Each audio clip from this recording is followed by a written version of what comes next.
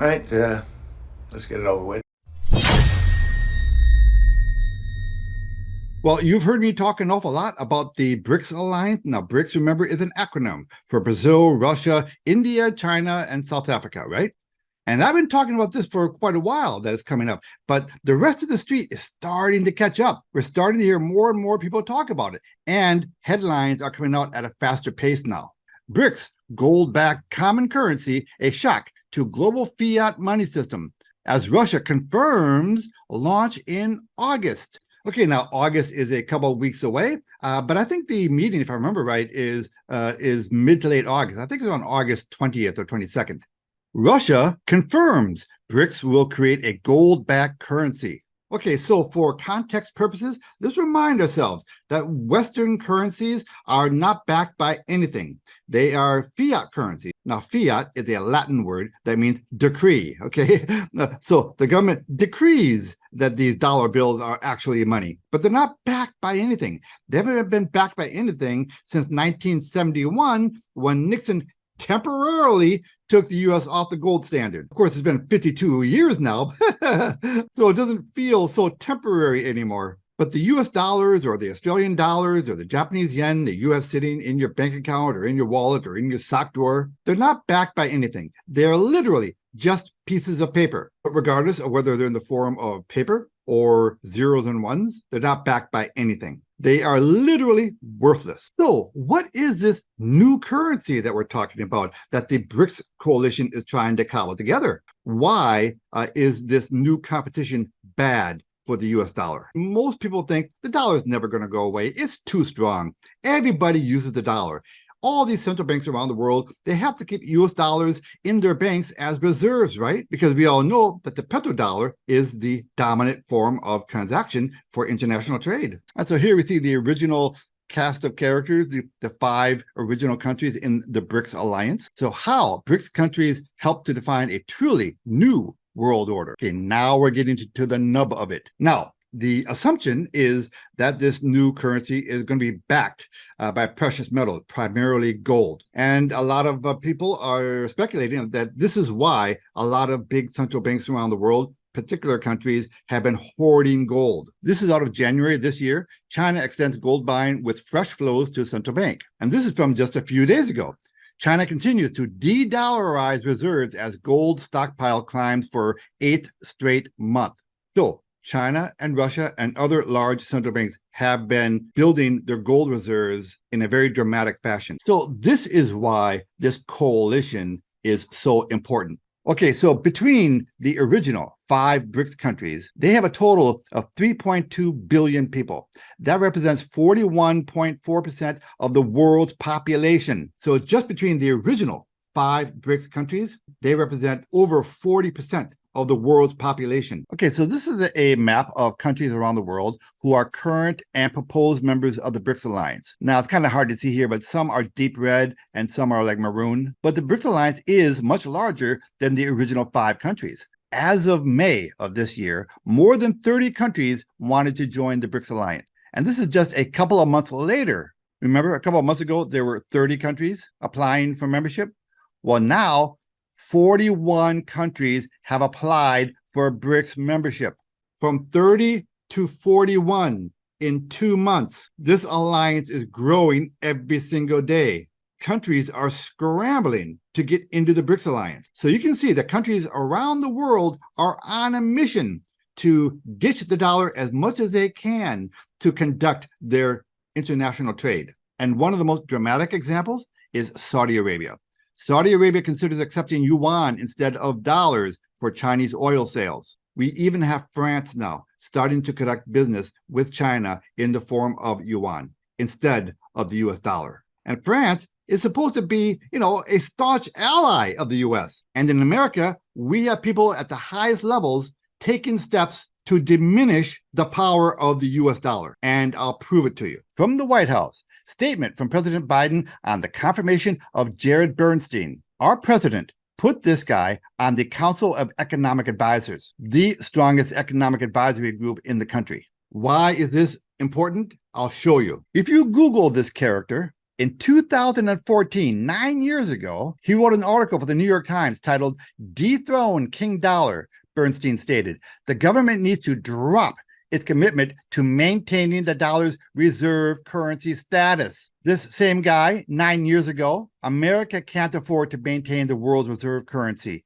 Dethrone King Dollar." So now we have this guy, Bernstein, who is the chair of the Council of Economic Advisors, who is actively hostile to the US dollar being used as the world's reserve currency. This is bizarro world. This just goes to show you that these people do not like America. Is anybody paying attention to this? Okay, so let's talk for a second about what is actually going on here in America. Federal Reserve announces July launch for the Fed Now service. That's right now, right? This Fed Now is being launched, literally like as I'm talking. And I've talked about this Fed Now program ad nauseum here. But let's put an exclamation mark on what this means. So right now, if you wanted to wire money to someone, it would go from you, right, to the receiver.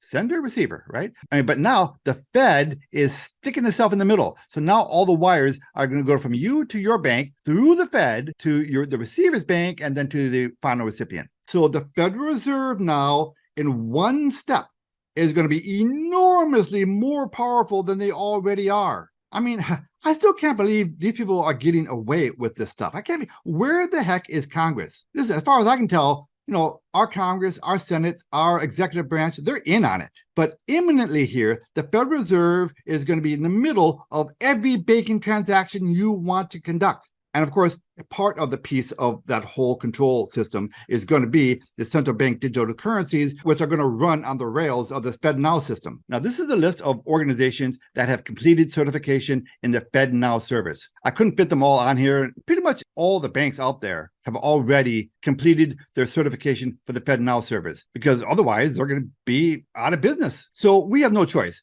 There is no way to escape this Fed Now program. We are all going to be living inside of a new monetary system imminently. So why would all these countries around the world want to stop using the US dollar? Well, there are several reasons, but for the sake of time, let's just talk about one big one. They're looking at the way the US is conducting its fiscal house, and it is a disgrace. In addition to the huge, massive national debt that we already have, we have this brilliant program coming down the pike, staring us in the face. At least $4 trillion a year needs to be invested in renewable energy until 2030. $4 trillion per year between now and 2030. That's like another 7 years, right? What's 7 times 4? That's an additional $28 trillion above and beyond what we're already spending. These people live in a fantasy world. But this is the scam that is being perpetrated upon us. I am getting sick of you smug, hybrid-driving socialists telling the rest of us how to live our lives. So the rest of the world are looking at us,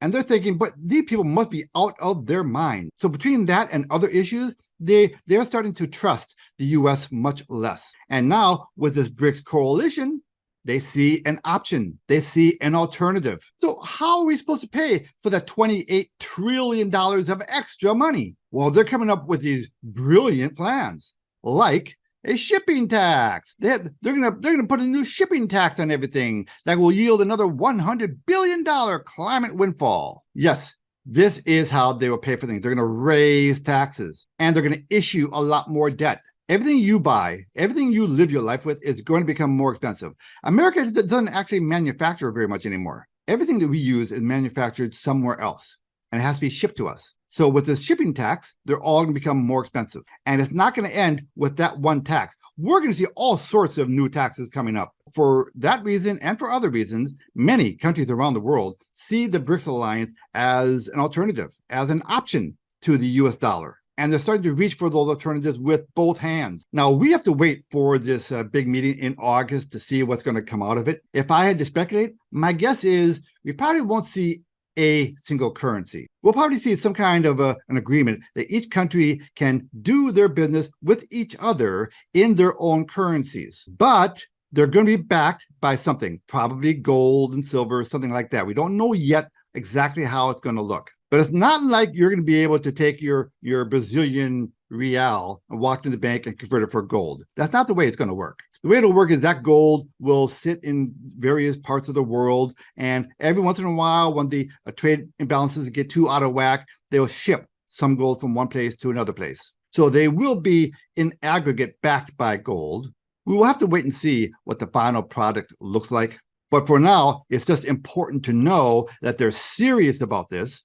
They're serious about providing an alternative currency to the US dollar as a reserve currency, as a trading currency, which means these countries will not need to hold as many US dollars in reserves anymore. And what's going to happen is those US dollars that they don't have to hold anymore, they're going to send them back to us. And when that money comes back to our shores, that tidal wave is going to fuel more inflation here in America. Oh, have I got your attention now?